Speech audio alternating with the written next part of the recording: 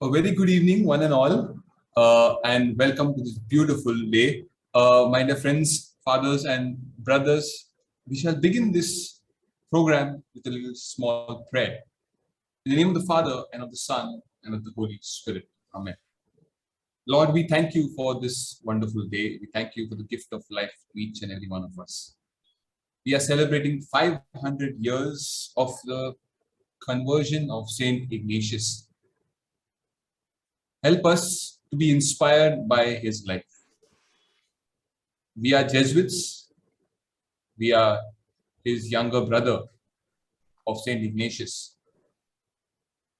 May this year be a year filling us with the Spirit to take each moment as a discerned moment and living it out joyfully and doing everything for the greater glory of God. My dear friends, today is an important day. We are the third episode of A Calling. The digital Jesuits have started this small initiative where we want to cover the entire South Asian assistancy, trying to understand each person's vocation, which is unique in a very beautiful manner, and how were we called to be followers of Christ in the Society of Jesus as Jesuits. So today we are looking at the two extremes of South Asian assistancy. We have Delhi and we have Sri Lanka. My dear friends, today from the Delhi province, we have Father Arun. Father Arun is from Kerala. He entered the society in the year 2005. He was ordained in the year 2019, after which his first appointment as a priest in the province was as a minister and administrator of the provincial house. Currently, he is pursuing his M.Com from St. Joseph's College of Commerce, Bangalore. Secondly, we have a stalwart from the Delhi province once again, Father Varki, who will be celebrating next year, his Diamond Jubilee in the Society of Jesus. He has held several important posts in the society. He has been the socius to two provincials in Patna, rector of Sacred Heart College, where I am now currently, and an important part, he was the provincial of India. He has spent 9 years in the society as a field director at Bhutanese refugee education program at Nepal. There he played an important role to understand the life of the refugees and help them to resettle, thus becoming a voice for the voiceless. Then we have Sri Lanka.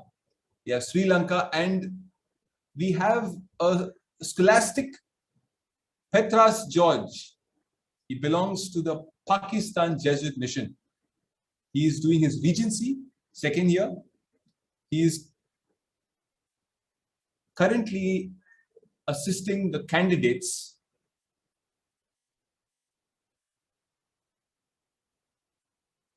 he did his philosophical studies in Africa and now currently in his second year of regency. From Sri Lanka, we also have Father Jude. Father Jude has done his MA philosophy from Satyanilam, regency in Pakistan, theology in Rome, and now he is currently the province development officer, director, and also the socius to the novice master. So we have 4 wonderful people who will be sharing about their life, their inspiration, their testimony of their vocation, which is unique in different ways. And putting it all together, we have Father Anthony from the Delhi province who will be anchoring today's event. He is the director of the candidates and teaching in the school in Delhi. He's also the vocation promoter of the province. So before I move ahead, let me share a small video which I have compiled for both the provinces, trying to show you a glimpse of the works of Sri Lanka and Delhi.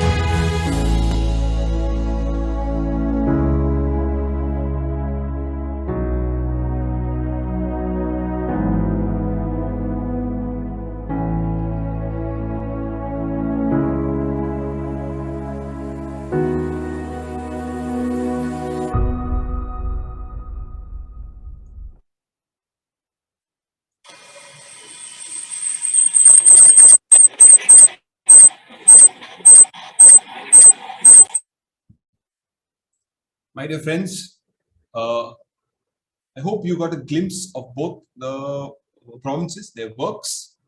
And now let us hear from our wonderful panelist, and it will be moderated by Father Anthony. So over to you, Father Anthony.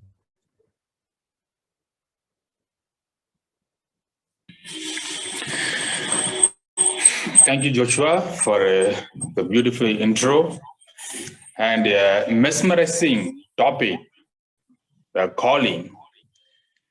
When I heard about the calling, it is the most needed, especially for us, the Delhi province, where we find it very difficult to promote the local vocations. And it is true that every human being has a call, has a purpose. And the important thing is we need to recognize that purpose. Some are called for different fields, but when you realize that calling and turn and divert and transform that call for the well-being of the humanity, well-being of the human society, then we really understand the true calling. And I'm very sure that the panelists, for Varki, for Arun, for Jude, these three persons I have known personally. For Varki was my provincial, Arun was my companion, senior to me. Jude is my philosophy companion. We were studied together, and Brother Petrus George, a fellow Jesuits, will be sharing with us their life, their calling. And I'm sure we are going to enrich from their sharing of their calling. And for Varki, he has a vast experience being in the society of Jesus and holding high positions in the society, would surely give us a glimpse of his calling and inspire us. And all the panelists are given 5 minutes each to share your experience of calling in the society of Jesus. I would go by Father Varki, will be sharing his experience, followed by Father Arun and Father Jude and Brother Petrus. Over to you, Father Varki.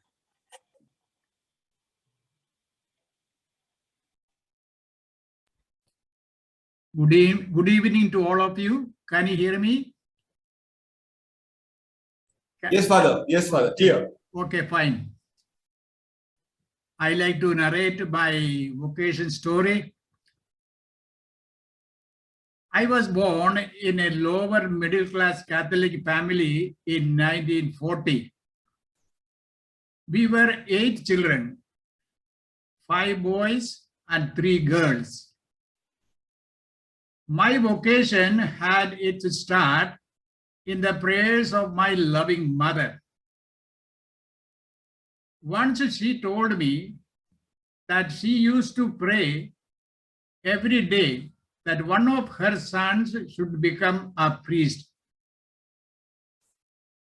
Her prayers had its effect on me, as I got a desire to become a priest when I was about 10 years old. I was an altar boy during those days. I cherished my desire in my heart and began to concentrate on my studies. However, I had a number of challenges on my way to complete my studies, as I became a victim of serious illness like typhoid twice, chickenpox, and jaundice twice. In spite of all this, I managed to pass the metric exam with sufficient mark to get a seat in the mission room parley. There I had a chance to come to know about various possibilities for joining different missions. Number of students were joining Patna mission in Bihar. My neighbor, Matthew Manabarambil of happy memory, had already gone to Patna, and in fact, he motivated me to join the Patna mission of the Society of Jesus. I began my Jesuit training with the novitiate in XTTI Patna in 1962. I completed the required training in 12 years and got ordained in 1974. Next 33 years of my Jesuit life, I spent in Jesuit administration, starting with assistant to the provincial of Patna immediately after the last part of the Jesuit training, shape in 1976.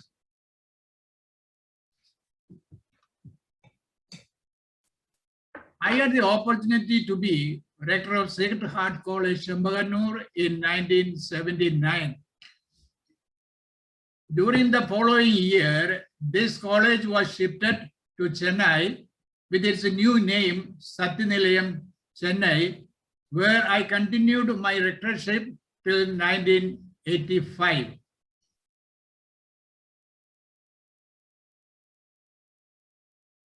Later, I was rector in some of the houses in the province like Bhiwadi, Beror, Jaipur. Then in 1988, I was appointed the first regional superior of the Delhi region, and in 1992 as provincial of South Asia. And again, second time provincial of Delhi province of the Society of Jesus in 2011-2017. I also got an opportunity to be with the Bhutanese refugees in Damak, Jhapa district, Nepal. First 2 years as assistant field director, 1998-2000, of the Bhutanese Refugee Education Program for BREP. Then again, another 7 years as field director in 2003 to 2010 of the same BREP.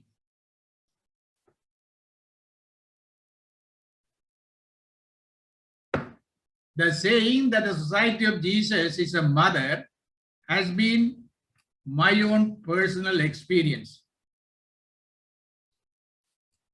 Society has put her trust and confidence in me and allowed me to shoulder all these responsibilities without any reservation. I am ever grateful to all the superior generals of the society of this period, namely Very Reverend Father Pedro Arupe, Very Reverend Father Peter Hans Kulmbach, Very Reverend Father Adolfo Nicholas, and Very Reverend Father Arturo Sosa, and all my provincial superiors, starting with Reverend Father Luis Di Geneva to the present provincial Father Susai Mani in the Society of Jesus, who guided me all through my life journey in the Society of Jesus. I am very grateful to God for the deep conviction that He gave me of my vocation to the priesthood in the Society of Jesus. He so far has not given me any occasion to turn back because of any problems regarding my vocation. I did spend time in daily prayer and relied on the prayers of my loving mother and all my near and dear ones. My daily Eucharistic celebration and my devotion to the most blessed sacrament in the tabernacle keep me going steadily, one day at a time, when I am heading towards my 82nd birthday. My personal devotion to our Blessed Mother and Saint Joseph, her husband, gives me greater confidence to be on the mission of the Lord, no matter where I am placed by my superiors. May God bless all of us who are on this program. Thank you.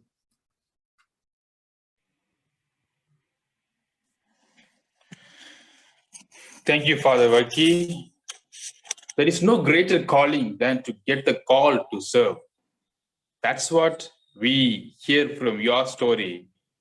Father, you had a remarkable story that started from your mother and followed with the sickness, but your perseverance, the prayer, and the vocation story, and meeting the stalwarts of the Society of Jesus, and still carrying out the vocation that you got from God and inspiring young people like many in the society, especially in our province, is a remarkable one. Thank you, Father. Thank you for sharing us, and it is really inspiring. Thank you so much. Now I would like to invite Father Arun to share his vocation story with us. Good evening to all of you. Am I audible? Yes, First of all, I am. Yes, you are. Thank you. First of all, I am very much humbled to share about my vocation story, my vocations to priesthood, and moreover to priesthood in the Society of Jesus. And when I think about my vocation, I find there was nothing extraordinary or dramatic things happened. However, it was quite unique. Being born in a traditional Catholic family, I was encouraged to go for the daily mass from the very young age itself, especially during the holidays. And my father was quite particular about it. So I used to go along with my grandmother, who was very particular in going for daily masses, even if she was sick or not feeling that well or something. And while attending the daily masses, I was very much attracted by the way the altar boys conducted themselves in the mass by reciting prayers and helping out the priests during the mass, etc. And I longed to be one among them, but I had to wait for some time because I hadn't received my first Holy Communion, because first Holy Communion was the criteria to become an altar boy at that time. And once I received the first Holy Communion, I expressed my desire to the parish priest, and he readily agreed to take me as part of the Altar Boys Association. So I was part of the Altar Boys Association till I joined the seminary or the candidate house. And being part of the altar servers helped me to have a very close and friendly association with many priests, not just the parish priests, but the priests who visited our parish. And each one of them was unique in their own way. And I was so much inspired by the way they conducted themselves. So when I was in the 7th or 8th standard, I had made up my mind to become a priest like them. And there used to be a very good practice in our diocese that in every summer, they used to conduct or organize a summer camp for all the altar boys of the diocese, in the diocesan seminary itself. And I used to attend them every year without fail. And this gave me more opportunities to interact with the seminarians of the diocese. And later on only I came to know that this was a kind of vocation promotion strategy of the diocese. So while I was in the 10th standard, I got a letter from the vocation promoter of the diocese inquiring whether I was interested in joining the diocese. Though I wanted to become a priest, I never thought of where to join, as I was unaware of the difference between a diocesan priest and a missionary priest. And at this juncture, it was my parish priest, who was a diocesan priest himself, encouraged me to join a missionary congregation. He told me to go out and work as a missionary. And this is how I joined the Society of Jesus. Though my uncle was a Jesuit, I hardly met him because he was working in the common house, and once in 3 years or 6 years used to come to my house. So I never met him. So he did not even know that I joined the Jesuits. And once I joined the Jesuits, I never had to look back. I started understanding that the priesthood is not just an administering of sacraments, but much more than that. I came to know about the different ministries in which the Jesuits are involved in. I started appreciating the dedication, the determination, the commitment, and generosity of the Jesuits towards their mission. And they gave their heart and soul for the mission. And most of the Jesuits I came across during my formation, especially during the initial stages of my formation, were so inspiring. They were all highly knowledgeable people, but on the other hand, they were very informal and down-to-earth people. Can be easily approachable at any time and were very helpful. And that is the time I started appreciating their work, and there was an inner urge within me to become like one of them. And those experiences are still helping me as I move forward in my life as a Jesuit priest. And one thing I really appreciate and enjoy in the Society of Jesus is the companionship. I have some very good friends in the society from different age groups and from different provinces. And their company and support have helped me immensely to become what I am today. And I never felt I am out of place in any time, in any place as a Jesuit. And while facing challenges, this companionship and their constant support really helped me. And all of my formation years up to ordination and thereafter too, this is something I really enjoyed in the Society of Jesus. You are never alone in any place, whether you are in a mission or whether you are in formation. And another important thing I admire the Society of Jesus is the freedom which we all of us enjoy. And it is not a freedom without accountability, but a freedom with responsibility.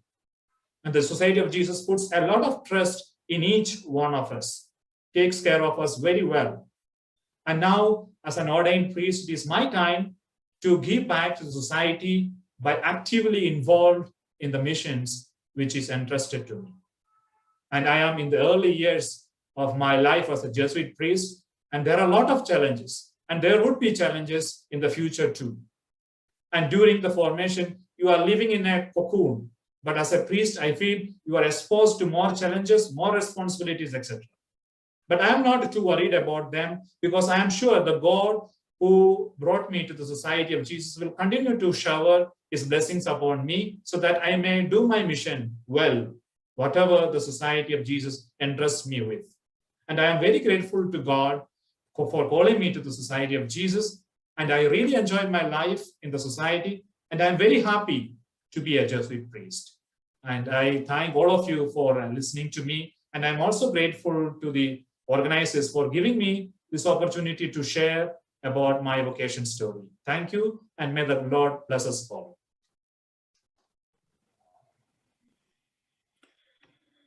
Thank you, Arun. It is really very nice to hear from you. Like, you look out for your brothers and keep them all on the track, and know they'll be there for your family if God decides you are not coming back. That's what we hear. That's what we get from your story. Personally, knowing you as a only son in the family, ready to sacrifice the beloved parents, and the parents also ready to sacrifice for the greater purpose, and joining in the society and be inspired by the daily Eucharist and the Holy Communion and serving at the altar and doing a marvelous job for the God. And your education story is really inspiring us and many. Thank you for sharing your beautiful memories and the story with us. Now, I would like to invite Father Jude to share his vocation story with us.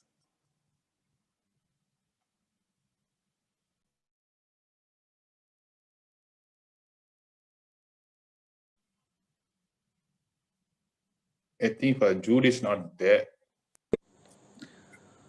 Falling in love with God, the person called Jesus, is the greatest thing ever happened in my life.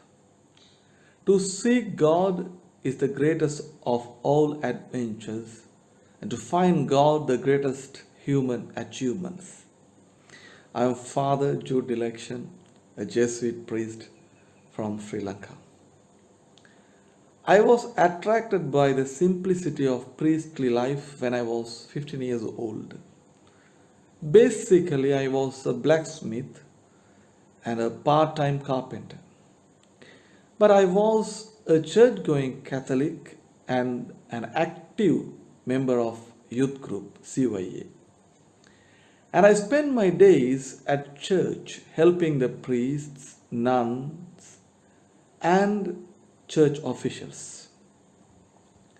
The only entertainment I had in my childhood was church feast and carnivals. This was the environment I grew up.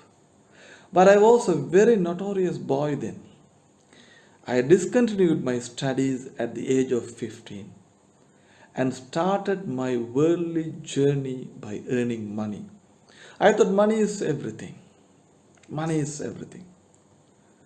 But God was not happy with my behavior or my lifestyle. My father was a technician in Sri Lankan Telecom, the government servant, but I was a blacksmith and a carpenter. I was happy then.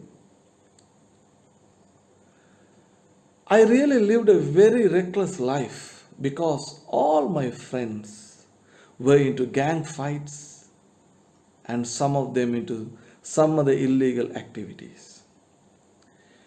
I don't like to tell or explain those things right now because I have to explain to you what kind of life I lived then.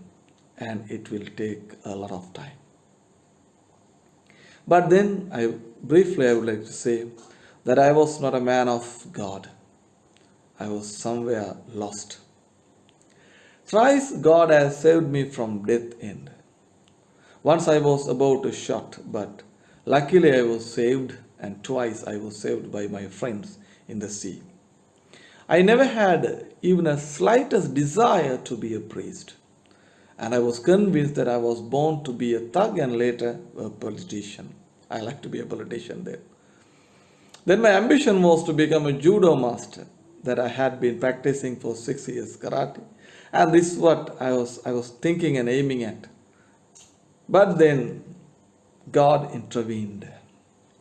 A decisive moment in my call happened when I attended a charismatic prayer service. And I was able to hear the voice of the Lord. I felt in my heart that God wanted me to be a priest. I felt a great change in my life. I became a member of Shalom Group. It is a charismatic group. My behaviors changed. My prayer time increased. I stopped gang fights, stopped all the activities that made my life miserable. I stopped everything and spent the time with the Lord. And most of the time, I spend my time praying to Mother Mary. Because I never fail to pray to her, because I strongly believe. Since my childhood, I have seen the life of committed religious priests and nuns. So I decided to become one of them. I would like to thank all the fathers for guiding me from my childhood, and my sincere thanks to Father Dexter, the provincial, and then he was my vocation promoter, and Father Jerome Dilima, who is my uncle. He really supported me whenever I was lost and confused about my calling. I often felt an inner joy while reciting Rosary. Finally, I expressed my desire to my father, who was really shocked to know about my decision. But he said that if you were happy becoming a priest, I would do anything you wanted. We are 3 brothers, and my brothers were so generous and said to me, "Brother, we are there to support you till the end." So their attitude, their way of, looking at you till the end. So their attitude, their way of, looking at my vocation really strengthened me a lot. The positive response of my family gave me a really great strength. My journey started from my family, and now I have become a Jesuit priest with the help of my formators. In one line, I would say, God chose the blacksmith to be a Jesuit priest. My life was not smooth sail, but I placed my trust in God, and I trusted the intercession of Mother Mary. She is everything for me. What is that attracted me to the Society of Jesus? The missionary spirit of the Jesuits. I studied at St. Michael's College, located in the east of Sri Lanka, was built by Jesuit missionaries. The simple lifestyle of the American and French Jesuits made me to choose this life. And Father Dexter, who helped me to join the Society of Jesus, who is a very simple and down-to-earth person. In brief, the story of Ignatius of Loyola, the soldier of the world, became a soldier of Christ, made me to accept the call and to become a Jesuit. What gives me the sense of fulfillment in my religious life is the service to the poor and needy. The priesthood is a life of sacrifice and a life of service, because it is the life of Christ, yet where there is love, sacrifice is possible. There are many obstacles to our vocation, but in my case, I can say that sometimes I forget my identity. At times I forget that I am a religious priest and fall back to my old self whenever I face difficulty, loneliness, and inadequacy. I started, then I start to search my old friends or try to overcome my loneliness or inability to fulfill my mission by finding solution according to the worldly standard. But I overcome these challenges by spending my time in prayer and seeking the help of Mother Mary and with the help of my spiritual fathers. I would like to thank Digital Jesuits for giving me this wonderful opportunity to share my vocation story in brief. Thank you all and God bless you.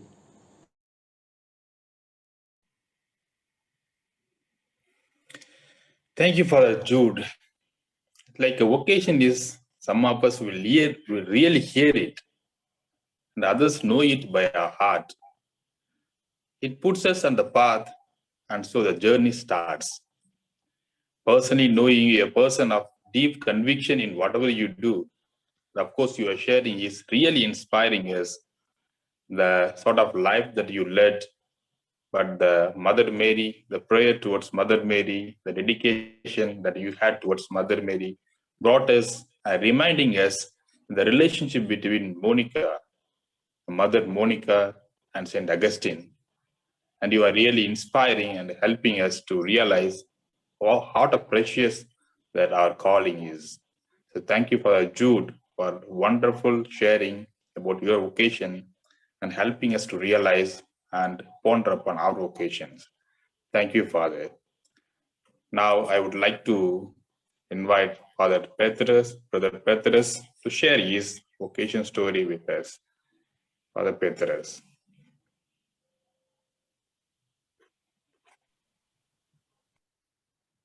Hello, good evening. Am I audible? Yes, Petrus. All right, great. First of all, I would like to express my gratitude to all of you that you have given me this chance so that I could participate in this calling seminar or webinar. So every time I reflect over my vocation, I feel, and the only thing that comes to my mind is some accidents are really beautiful. So like Ignatius, accidents change his life, and from the soldier of the world, he became the soldier of Christ. Something similar happened. As a young boy, obviously I belong to a Catholic family, and then there's whole background of it. But as a young boy, I never had a desire or feeling to be a priest. And then it happens. Okay, I go to my aunt's silver jubilee, who's also a nun, and I traveled from my city to another city, and I traveled with my family, my elder and my elder sister, who are like parents to me. And then we went, and some other siblings. We went to her convent. We stayed. We attended the Jubilee celebration, and it was during the Jubilee Mass that I was inspired by the priest at the altar, and the bishop was there. And there was a Jesuit, actually, his name is Father Renato Zechin. He's from Australia, and he was here in Pakistan, Pakistan Jesuit mission, as a missionary from Australia. And at that time, I was around maybe 14 years old, and I liked the way they were dressed and at the altar. So if I were to answer, the spark I got from there. And then later on, the sisters in the convent said, oh, maybe I should pursue this life. I should become a priest. And I did not know what they meant. And I went back and I forgot everything. That was beautiful. Later on, I completed my matriculation after 2 years. And then it was a time for me to decide what do I want to do, with my life. And all these 2 years I'd been thinking, should I go and join the seminary, or do I want to do something else? And I finished my matriculation, a result came, and I said, okay, uh, let me do further studies, we'll see later on. So my elder brother, who is like a father to me, he arranged everything. So I was going to pursue a medical career. So everything was arranged, and I was supposed to go to a hostel where my brother did his engineering, and I was supposed to go there. And then I felt restless, kind of, there is no inner satisfaction in me. And I was thinking, okay, should I go there? And everything is done. They have paid the fee, and I had to go just the following day. And at night, I tell my brother, I'm not feeling like, okay, I'm restless and I'm not feeling satisfied. Can you take me to the seminary? I just want to go and see. And he said, okay, if that is your wish, I can take you. And then, leaving everything well planned, I said, okay. And I remember my father called me and he said, okay, is anybody pushing you to go for this one? I said, no, no one is telling me to go. It's my own desire, and I want to go and see. I didn't know there are different congregations or different types of priests. And then I came to my aunt's convent again, and my aunt was the one, and she said, okay. All I knew was I knew the diocesan priests, and I knew the Capuchins because they were the ones coming to our parish. And then I came to my aunt's place, and she said, okay, you want to join the priestly life? I said, yes. I want to join priesthood. I said, yes. So I came there. My brother left me and he went home. And then my aunt brought me to the Jesuits. I didn't know even. So I had an interview and I went back. I went back, and after about 2 to 3 days, they called me. They said, okay, you can come and join.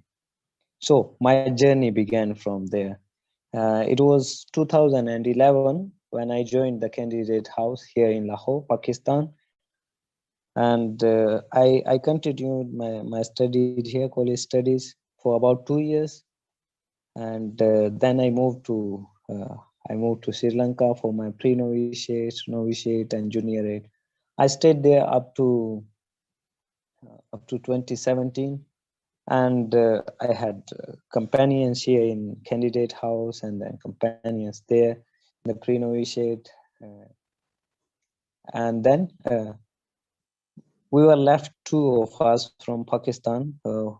Then a moment came when he had to decide to go for philosophical studies, and Harare was the option, Zimbabwe. And then 2 of us we applied for, and when we returned back, I had to decide, okay, like, should I go alone? The other companion, he said, due to some reasons, he cannot. So I said, okay, it's fine, I'll go. So in 2017, I went to Harare, did my philosophy.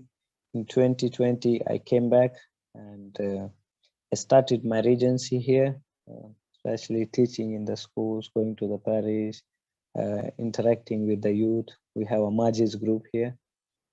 So with them, and then helping in the house as a minister of the community. We don't have many Jesuits, so a lot of work.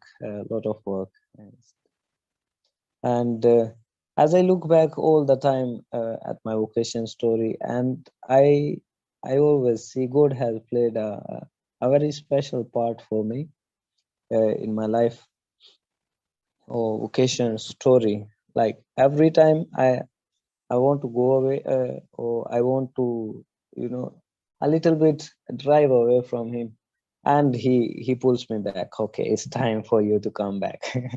It's a beautiful relation, and it has been nurtured by the I must say but the spiritual people in my life, like the formators, especially here in the candidate house and later in Sri Lanka, all the directors and the formators, always there to guide me. Okay, maybe God is showing me this path and I have to move that way.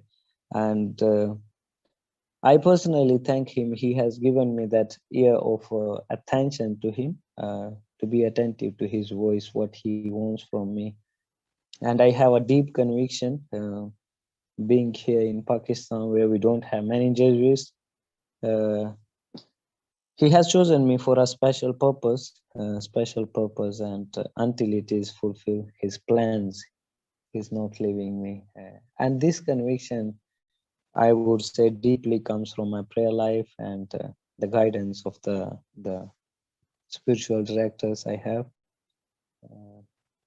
Yeah, so I'm grateful to God for this life, for this vocation that He has given to me, and all those people who have played a great part in my life.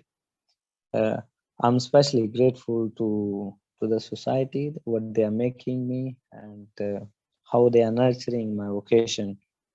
It's wonderful. And obviously, we have only one Jesuit priest local, and after him, I'm the one coming. And I see how I have to take the youngsters also coming after me. So he has great plans. I'm grateful to him, grateful to all of you as Jesuit brothers, companions, playing a very unique part in my life, helping me to know what is God's will and fulfill it in my life. So thank you very much again. I have written like my vocation story into the form of a poem, which I would like to just briefly recite it. It was like, okay, Loela Hall is the name of our house here in Lahore. So I wrote it, Loela Hall, a paradise. It goes like this. I never believed in the paradise until I entered into it and lived. Here it goes, the beautiful story of the blessing to reside in the paradise. An old angel of the paradise inspired me some years ago with the simplicity of his heart. He touched mine and it forever, and won it forever. All this ended up with an invitation to be an angel in the heavenly paradise. Knowing not what the invitation meant for and what is the joy to dwell in the paradise, and the immaturity of my being made me forget all that happened like a sweet dream in the night. But the message of the God's angel, the good angel, was somewhere hidden in the corner of my heart. Then came a good fairy to play the most important role in the loveliest story. She took me on her ever comfortable wings and brought me into the paradise. Then and there in the paradise, I happened to meet another gentle and decent angel of the paradise who searched my heart and found it a precious gem and picked it up. Then only I got a golden opportunity to be with the angels in the paradise and prepare myself to see the Lord of the angels and mine. Since I was too young and just entered the paradise, the good angel loved me so much, just as if I were born of them. That love won my heart and started growing in their love and care to be an angel on the one fine day, just like the one who inspired me. From there began the ever beautiful story of the paradise, and it goes on and on and on. As I keep residing in the lovely paradise with the angels, hoping to see the divine one fine day in the company of the angels of the paradise. So that's it. Thank you very much. Thank you and God bless you all. Thank you, Petrus. Your vocation stories really tells us the miraculous work of God. You really mesmerized us by sharing your vocation story. It's like you are just running away from the tiny voice of God, but God had a plan for you. So there you are. We are all aspiring to enter the paradise. That is, you have already experienced the paradise, which we could hear from the composer of beautiful poem.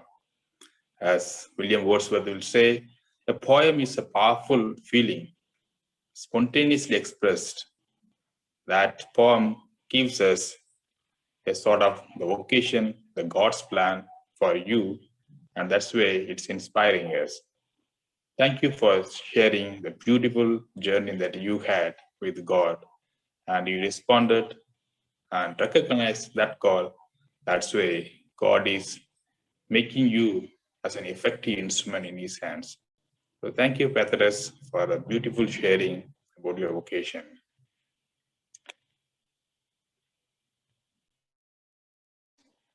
So now, Joshua, we'd like to have some question answers. No, since we are kind of running out of time, I would like to thank each one of you. And today evening has been really special. Firstly, I would like to thank Father Anthony, who has wonderfully moderated the event today. And all the four panelists, each of you spoke from the heart.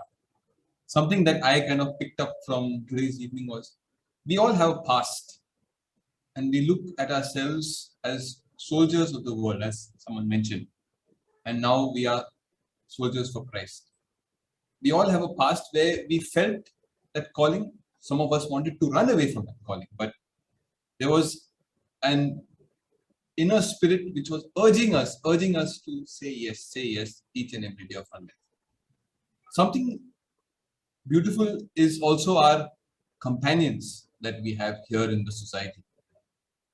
Each of them have an important role to play in our lives. The day that we live, decisions that we make, our companions play an important role, guiding us, motivating us. And they are the angels that we really, really need in our life. We looked at the importance of prayer. We looked at the importance of Mother Mary.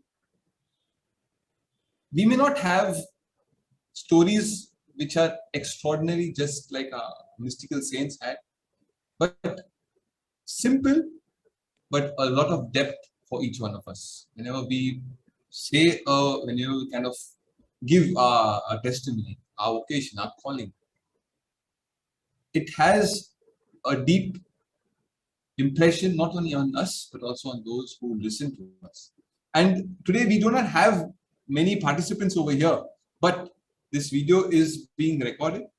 I will be sending it out to the vocation promoters of Delhi and Sri Lanka, and let's spread the word. Let's spread the word, not only to the ones who have a desire to join, but also our friends, benefactors, well-wishers of the Society of Jesus, who want to know something deeper, who we are as Jesuits and our lives in the society.